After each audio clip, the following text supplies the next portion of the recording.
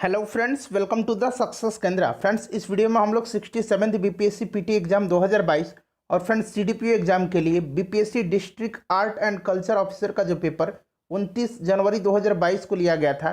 Friends, बिल्कुल recently यह BPSC के द्वारा पेपर लिया गया है। तो इस एग्जाम में जितने भी साइंस के प्रश्न पूछे गए थे उनको इस वीडियो में हम डिस्कस करेंगे। इससे पहले ऑडिटर में और बीपीएससी एलडीसी में जो प्रश्न पूछे गए थे फ्रेंड्स, उनको मैंने कवर करवा दिया था। अगर आपने नहीं देखा है तो देख लीजिएगा, लिंक आपको डिस्क्रिप्शन बॉक्स में मिल जाएगा। और फ्रेंड्स, चैनल पर अगर आप पहली बार आए हैं तो चैनल को सब्सक्राइब कर लीजिएगा। बिहार की किसी भी एग्जाम के लिए हमारा चैनल बहुत ही इंपॉर्टेंट है। सभी एग्जाम की तैयारी बिहार से संबंधित कराई जाती है। तो चलिए फ्रेंड्स, बिना देरी किए हुए आज का सेशन स्टार्ट करते हैं। फ्रेंड्स, प्लीज़ वीडियो को लाइक कर दीजिएगा और जब सेशन समाप्त होगा तो इसे शेयर भी जरूर कर दीजिएगा। फ्रेंड्स, जैसे कि मैंने आपको बताया कि इस वीडियो में हम लोग BPSC district art and culture officer का जो पेपर 29 जनवरी 2022 को हुआ था। जी हाँ फ्रेंड्स, 29 जनवरी 2022 को यह एग्जाम लिया गया BPSC district art and culture officer का। उसमें जितने भी फ्रेंड्स साइंस के प्रश्न पूछे गए हैं उन सभी प्रश्नों को हम डिस्कस करेंगे। इससे पहले मैंने आपको बीपीएससी ऑडिटर और बीपीएससी एलडीसी में जितने भी साइंस के प्रश्न, हिस्ट्री के प्रश्न और बिहार स्पेशल के प्रश्न पूछे गए थे उनको मैंने अलग अलग वीडियो में कवर करवाया है। अगर आपने नहीं देखा है तो देख लीजिएगा फ्रेंड्स। 67वीं बीपीएससी पीटी एग्जाम और सीडीपीओ के लिए बहुत ही इंपॉर्टेंट यह वीडियो है। तो चलिए आज का सेशन शुरू करते हैं। पहले वीडियो को लाइक कर दीजिए। देखिए फ्रेंड्स, पहला प्रश्न यहाँ पर पूछा गया था कि एक ही पदार्थ के अणुओं के बीच आकर्षण के अंतराणविक बल को कहा जाता है। कौन सा बल उसको कहा जाता है? देखिए प्रश्न ध्यान से पढ़ेंगे। एक ही पदार्थ के अणुओं के बीच आकर्षण के अंतराणविक बल को कहा जाता है। तो फ्रेंड्स, ये कहा जाता है ससंजक बल, यानी कि अंग्रेजी में इसको कहा जाता है कोहेसिव फोर्स। ठीक है, ध्यान रखेंगे, कोहेसिव फोर्स इसको कहा जाता है। और देखिए ठोस पदार्थ में ससंजक बल का मान बहुत अधिक होता है, जिससे कि उनके अणु दृढ़तापूर्वक बंधे रहते हैं। फलस्वरूप उनका आकार जो होता है निश्चित होता है। वहीं अगर हम द्रव की बात करते हैं, लिक्विड की, तो द्रव में ससंजक बल का मान बहुत कम होता है, जिसके कारण उनमें फ्रेंड्स क्या होता है, कोई निश्चित आकार नहीं होता है। गैसों में, यानी कि जो गैस हैं, उनमें ससंजक बल का मान नगण्य होता है, जिसके कारण उनमें विसरण यानी कि डिफ्यूजन का गुण पाया जाता है। अब देखिए यहाँ एक ही पदार्थ के अणुओं के बीच पूछा गया। अगर पूछा जाता है कि दो भिन्न पदार्थों के अणुओं के बीच, तो देखिए दो भिन्न पदार्थों के अणुओं के बीच लगने वाले आकर्षण बल को जो है उसको एडहेसिव फोर्स कहा जाता है। यहाँ पर देखिए आसंजक बल, उसको क्या कहा जाता है? एडहेसिव फोर्स कहा जाता है। तो इसको भी आप ध्यान रखेंगे। चलिए आगे बढ़ते हैं। फ्रेंड्स, पहले लाइक कर दीजिए वीडियो को। देखिए सही संबंध कौन सा है, यहाँ सीधे फॉर्मूला पूछ लिया गया। तो डेंसिटी बराबर क्या होता है? Density equal to mass upon volume होता है। तो यहाँ पर देखिएगा राइट आंसर इसका ऑप्शन नंबर सी हो जाएगा। घनत्व बराबर द्रव्यमान बटा आयतन होगा। ठीक है, चलिए अगला प्रश्न कर लेंगे। नेक्स्ट क्वेश्चन है फ्रेंड्स हमारा कि छिपकली का पैर, खाली स्थान दिया गया है, की तरह काम करता है। तो देखिए छिपकली का जो पैर है यह काम करता है किसके तरह? तो यह सक्शन पैड की तरह काम करता है। सक्शन पैड की तरह काम करता है, जिससे कि दीवार पर छिपकली को चलने में मदद मिलती है। और देखिए छिपकली के जो पैर होते हैं ना, वो उनका यूज करती हैं किस लिए?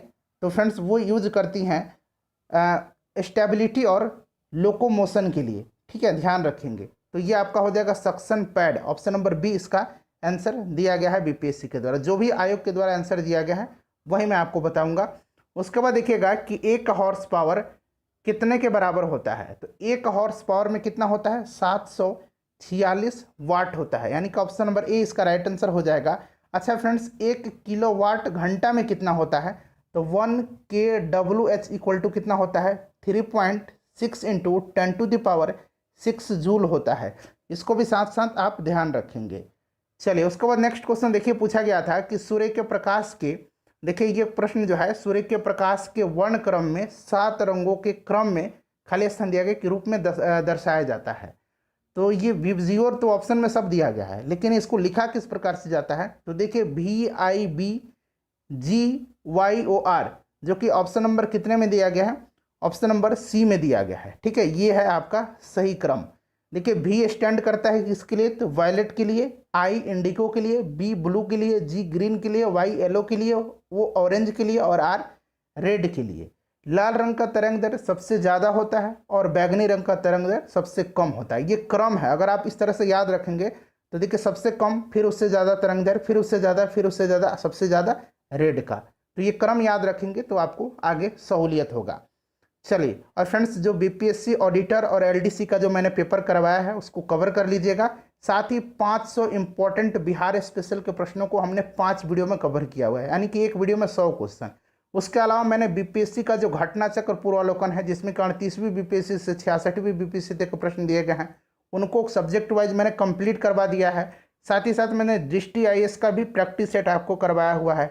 सभी वीडियोज़ का लिंक डिस्क्रिप्शन में मिल जाएगा। महेश बर्नवाल का भी प्रैक्टिस सेट मैंने करवा दिया है, दोनों वॉल्यूम का, देख लीजिएगा फ्रेंड्स। देखिए, किसी तरल पदार्थ का क्वथनांक यानी कि बॉइलिंग पॉइंट जो है बढ़ जाता है, तो इस तरह का प्रश्न जो है बीपीएससी एलडीसी में भी पूछा गया था। बीपीएससी एलडीसी में पूछा गया था कि दाब बढ़ाने से किसी पदार्थ का क्वथनांक पर क्या असर पड़ता है, तो उसका जो है क्वथनांक बढ़ जाता है। सेम उसी तरह का प्रश्न पूछा गया है कि तरल पदार्थ का क्वथनांक बढ़ जाएगा कब, जब उस पर दाब बढ़ाया जाएगा। तो देखिए, तरल का दाब बढ़ाने से, ऑप्शन नंबर बी इसका राइट आंसर हो जाएगा। इसीलिए देखिए प्रीवियस प्रश्न से पूछा जाता है, ठीक है। उसके बाद देखिएगा कि जब ध्वनि तरंग के रूप में चलती है, तो अब ये प्रश्न बहुत ही बेसिक प्रश्न पूछा गया है, थोड़ा सा हम ध्यान देंगे। देखिए, अगर हम बात करते हैं तो हमने तरंग का डेफिनेशन क्या पढ़ा था कि तरंगों द्वारा ऊर्जा का एक स्थान से दूसरे स्थान तक स्थानांतरण होता है। यही होता है ना, मतलब तरंग क्या है, तो तरंग के द्वारा होता है जो ऊर्जा का एक स्थान से दूसरे स्थान तक स्थानांतरण होता है।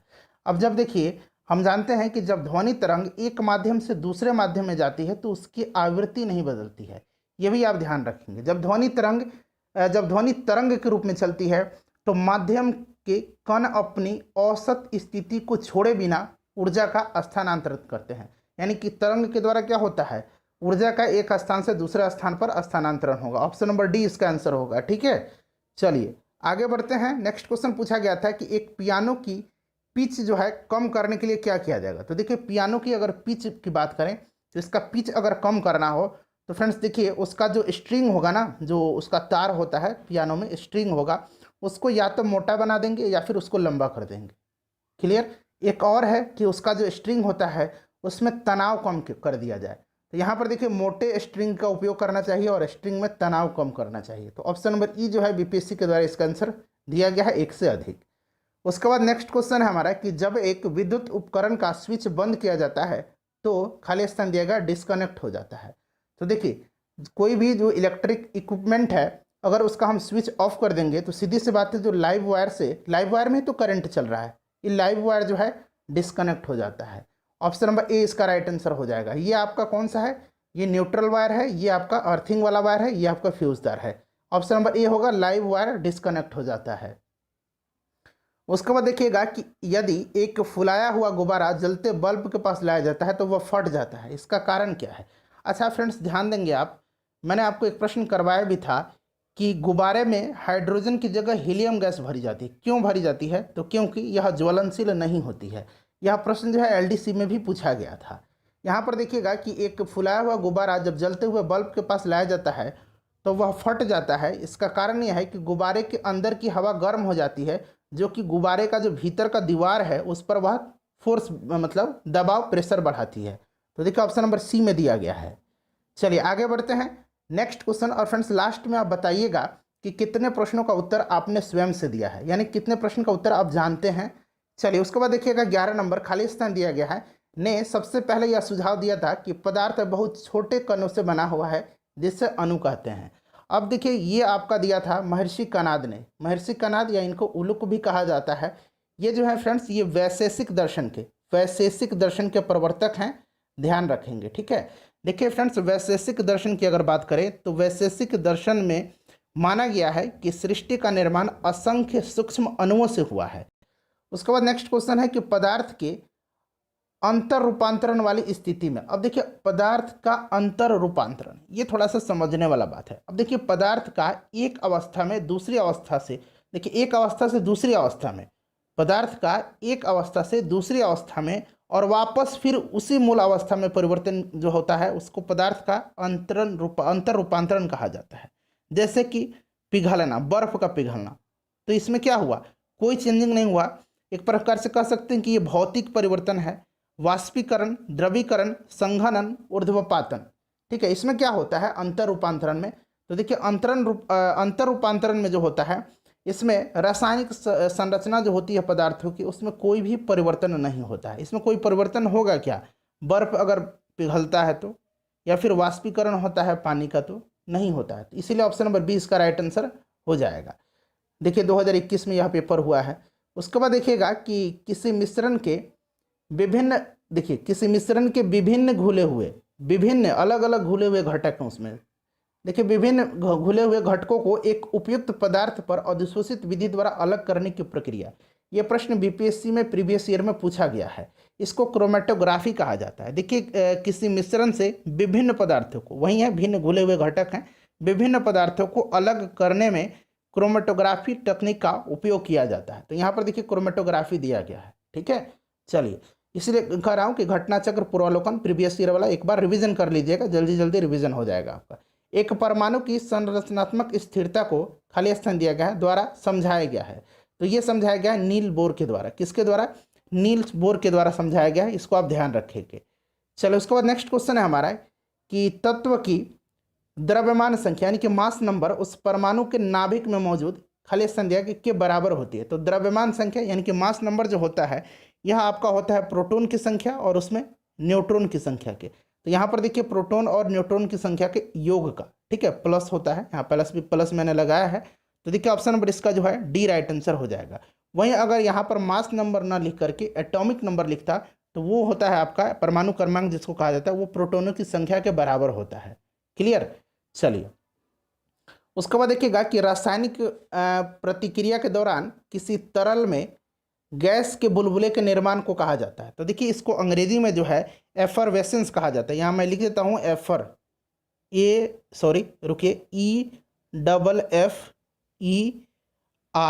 ठीक है। उसके बाद EFFERVESCENCE, इसको कहा जाता है एफरवेसेंस, ठीक। अंग्रेजी में इसको बुदबुदाहट कहा जाता है, हिंदी में इसको बुदबुदाहट कहा जाता है और अंग्रेजी में इसको एफरवेसेंस कहा जाता है। अगला प्रश्न हमारा है कि चांदी, लोहा और तांबा प्रकृति में प्रतिक्रियाशील है। बिल्कुल सही बात कहा गया। निम्न में से उनकी प्रतिक्रिया का जो प्रतिक्रियाशीलता है उसका सही क्रम क्या है? तो फ्रेंड्स अब यहाँ पर देखिए, जब आप पीरियडिक टेबल को ध्यानपूर्वक देखेंगे, आपने देखा भी होगा, तो फ्रेंड्स हम पाते हैं कि सबसे ज़्यादा जो क्रियाशील धातु है वो कौन सी है? वो पोटेशियम है। और सबसे कम कौन सा है? तो प्लेटिनम है, ठीक है।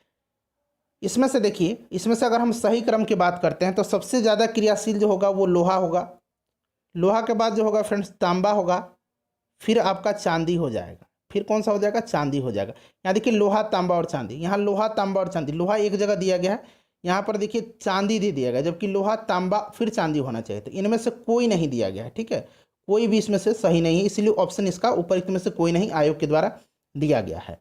चलिए आगे बढ़ते हैं। क्वेश्चन नंबर 18 है, खाली स्थान दिया गया को व्यापक रूप से भविष्य में बड़े पैमाने पर ईंधन के रूप में देखा जाता है। ये बात लूसेंट में भी लिखा है, कई बार आपने पढ़ा भी होगा कि हाइड्रोजन को भविष्य का ईंधन कहा जाता है, तो ये हाइड्रोजन हो जाएगा। चलिए उसके बाद देखिएगा कि पृथ्वी पर उपलब्ध कुल पानी का कितना प्रतिशत जो है समुद्र और महासागर में है? तो हम लोग ऐसे अप्रॉक्स में पढ़ते हैं 97%, लेकिन 97.4% देखिए इसका सही आंसर दिया गया है। और बाकी जो 2.6% है वो आपका 2.6% जो है ये मीठे पानी के रूप में जो है ये उपलब्ध है। चलिए उसके बाद ध्यान देंगे कि प्रेशर कुकर में खाना पकने में कम समय लगता है। इसका कारण क्या है? तो देखिए प्रेशर कुकर में क्या होता है, क्वथनांक बढ़ जाता है। क्वथनांक क्यों बढ़ जाता है? तो प्रेशर उसमें बनता है, नाम ही प्रेशर है, तो उसमें क्या होगा, क्वथनांक बढ़ जाएगा, जिससे कि खाना जल्दी पक जाता है। चलिए उसके बाद नेक्स्ट क्वेश्चन है हमारा कि सैप के आरोहण। अब यहाँ पर देखिएगा थोड़ा सा ये शब्द थोड़ा आपको कठिन लग रहा होगा। तो देखिए फ्रेंड्स, इसको अंग्रेजी में कहा जाता है एसेंट ऑफ सैप। क्या कहा जाता है? एसेंट ऑफ सैप कहा जाता है, और हिंदी में इसको रसारोहण कहा जाता है। ये रसारोहण अब है क्या? तो देखिए फ्रेंड्स, पौधों के द्वारा जो अवशोषित जल होता है, जो ऊपर चढ़ता है ना, विभिन्न भागों में जाता है, उसी को रसारोहण कहा जाता है। और ये पौधे में जाइलम में होता है, ध्यान रखेंगे कहाँ होता है? जाइलम में होता है। क्लियर? देखिए ये जो सैप के आरोहण यानी कि रसारोहण है फ्रेंड्स, इसमें जो होता है, जो बल जिम्मेदार है वो है केशिका बल, यानी कि हिंदी में इसको कैपिलरी, अंग्रेजी में कैपिलरी फोर्स कहेंगे। जड़ दबाव जिसको कि रूट प्रेशर कहा जाता है, और इसको देखिए ट्रांसपिरेशनल फोर्स कहा जाता है, वाष्पोत्सर्जन खिंचाव को। तो 1, 2 और 3 ये तीनों सही हैं, तो ऑप्शन नंबर ई इसका हो जाएगा, उपरोक्त में से एक से अधिक। चलिए अगला प्रश्न है कि फूल के प्रजनन तंत्र में होते हैं तो मादा और जो नर और मादा अंग होता है, तो देखिए इसमें से पुंकेसर होता है और गर्भकेसर। गर्भकेसर का ही भाग है स्त्री केसर। ठीक है, तो इसको ध्यान रखेंगे। राइट आंसर इसका ऑप्शन नंबर बी हो जाएगा। ऑप्शन नंबर बी, पुंकेसर और गर्भकेसर। उसके बाद देखिए कि निम्नलिखित में से कौन सा हार्मोन ग्लूकोज की अधिकता को ग्लाइकोजन में परिवर्तित करता है। तो देखिए यह हार्मोन जो है, यह हार्मोन इंसुलिन है। कौन सा हार्मोन है? इंसुलिन है। इंसुलिन हार्मोन जो है लीवर यानी कि यकृत तथा कंकाल पेशी के द्वारा ये जो ग्लूकोज है इसको ग्लाइकोजन में परिवर्तित करता है, और ग्लाइकोजन के रूप में यह लीवर में संचित रहता है। ध्यान रखेंगे। चलिए ऑप्शन नंबर डी हो जाएगा इंसुलिन। इंसुलिन क्या है? एक हार्मोन है, एक प्रोटीन भी है। ध्यान रखेंगे। चलो उसके बाद देखिएगा कि किसको मास्टर ग्लैंड कहा जाता है। मास्टर ग्रंथि, तो ये पीयूष ग्रंथि को कहा जाता है, पिट्यूटरी ग्लैंड को कहा जाता है। ये आपको पता भी होगा। ठीक है, मास्टर ग्रंथि के नाम से जाना जाता है इसको। उसके बाद देखिएगा 25 नंबर खाली स्थान दिया गया है। एकमात्र धमनी है जो वी ऑक्सीजन रहित रक्त वहन करती है। यानी कि आप कह सकते हैं वी ऑक्सीजन रहित, यानी कि बिना ऑक्सीजन रहित, मतलब बिना ऑक्सीजन के, वी ऑक्सीजन जनित, वी ऑक्सीजन जनित। ठीक है, तो ये आपका हो जाएगा फुफ्फुसीय धमनी। ऑप्शन नंबर सी इसका करेक्ट आंसर हो जाएगा। चलिए अगला प्रश्न हमारा कि लसिका का गैर कोशिकीय हिस्सा पानी के लगभग कितना प्रतिशत से बना होता है। अब यहाँ पर ध्यान दीजिएगा, लसिका जो होता है ये रंगहीन होता है, और लसिका में आरबीसी और प्लेटलेट्स, ठीक है, और इसमें प्लेटलेट्स जो हैं ये नहीं पाए जाते हैं। ध्यान रखेंगे, आरबीसी और प्लेटलेट्स इसमें नहीं पाया जाता है। क्लियर, ध्यान रखेंगे। और देखिए लसिका का जो गैर कोशिकीय हिस्सा है उसमें पानी का जो भाग पूछा गया है वो कितना हो जाएगा। तो फ्रेंड्स ये हो जाएगा 94%। ठीक है, ध्यान रखेंगे, यही उत्तर दिया गया है बीपीएससी के द्वारा। चलो उसके बाद देखिए अच्छे भोजन की गंध से मुंह में पानी आ जाता है, यह एक खाली स्थान दिया गया है। तो यह एक अधिग्रहित प्रतिवर्ती क्रिया है। यह एक अधिग्रहित प्रतिवर्ती क्रिया है। ऑप्शन नंबर बी इसका सही आंसर हो जाएगा। उसके बाद नेक्स्ट क्वेश्चन है कि तंत्रिका तंत्र की संरचनात्मक और कार्यात्मक इकाई कौन सी है। तो तंत्रिका तंत्र की संरचनात्मक और कार्यात्मक इकाई जो है ये न्यूरॉन है। ठीक है, याद रखेंगे। अच्छा, वृक्क की कार्यात्मक इकाई पूछा जाता है। ठीक है, वो क्या है? तो वो नेफ्रॉन है। देखिए यहाँ पर नेफ्रॉन दिया गया है, ध्यान रखेंगे। किडनी का। उसके बाद देखिए टीकाकरण की कल्पना किसने की थी। अच्छा फ्रेंड्स, टीकाकरण का खोज जो है ये पूछा गया है किसने किया था। तो आप जानते हैं कि एडवर्ड जेनर जो हैं इनको प्रतिरक्षा प्रणाली का जनक कहा जाता है। प्रतिरक्षा प्रणाली का इनको जनक कहा जाता है। ठीक है, इन्होंने ही जो है टीकाकरण की खोज की थी। अच्छा फ्रेंड्स, आप बताइएगा कि चेचक के टीके की खोज किसने किया था। चेचक की टीके की खोज किसने किया था, जरा आप कमेंट करके बताइए। इन्हीं ऑप्शन में से आपको ऑप्शन जो है उत्तर है, तो बताइए चेचक की टीके की खोज किसने किया था। रेबीज के टीके की खोज लुई पास्चर ने किया था। चेचक के टीके का खोज आप बताइएगा। राइट आंसर इसका एडवर्ड जेनर हो जाएगा। टीकाकरण की खोज इन्होंने ही किया था। उसके बाद देखिएगा कि निम्नलिखित में से कौन सा एक मनोवैज्ञानिक दवा नहीं है। तो यहाँ पर देखिए 4 ऑप्शन तो ये हैं। एक तो आपको पता ही है कि उपरोक्त में से कोई नहीं होता है। ठीक है, बताइएगा इनमें से कौन सा जो है मनोवैज्ञानिक दवा नहीं है, नहीं पूछा गया है। तो यहाँ पर देखेंगे आप कि कोकेन, मॉर्फिन और हेरोइन ये मनोवैज्ञानिक दवा हैं। यहाँ पेनिसिलिन देखिएगा, यह एक एंटीबायोटिक है। क्लियर, तो ऑप्शन नंबर डी इसका राइट आंसर हो जाएगा। तो देखिए फ्रेंड्स, ये 30 क्वेश्चन पूछे गए थे। सभी 30 क्वेश्चन मैंने आपको कंप्लीट करवा दिया।